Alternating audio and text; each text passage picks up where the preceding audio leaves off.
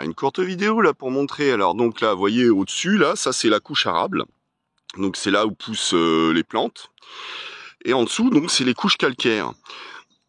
Et alors contrairement à chez moi, donc on voit une première couche calcaire, et puis là entre deux couches calcaires, on voit une couche. En fait, ça fait voilà vraiment un lit de silex. Alors bon, ensuite, et puis ensuite ça se répète. Il y en a une autre là, par exemple.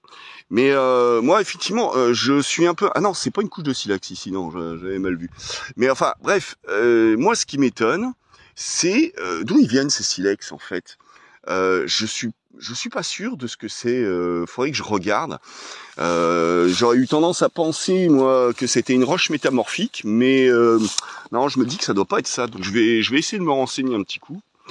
Voir ça. Mais en fait, oui, en dessous, là, ce qu'on voit ici, effectivement, ça c'est une autre strate. Voilà, donc il y a une couche de calcaire ici, et puis une différenciation, puis une autre couche en dessous. Une petite musaraigne. Alors, petite bête. Puis ça, je me demande si c'est pas un bébé carrément. Comment ça se fait que t'es toute seule ici? Alors? Oh, ça doit être elle doit être malade ou parasitée. Je la laisse pas se faire écraser au milieu du chemin. Oh, petit bébé. Oh. Ça, c'est une petite bête qui a plus que quelques heures à vivre. C'est triste. C'est tout. Oh, petite bête.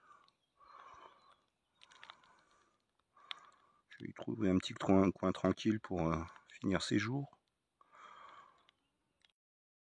Ouais, alors je vous avais déjà parlé du panico, hein, donc c'est cette espèce de plante qui ressemble un peu à un chardon quelque part, qui est pleine d'épines.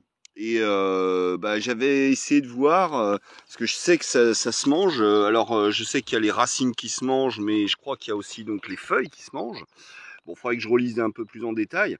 Mais sauf que les feuilles, vous voyez, là, on mange pas ça avec des épines comme ça.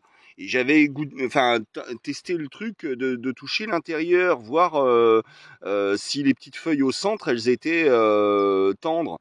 Et c'était pas le cas quand j'avais essayé.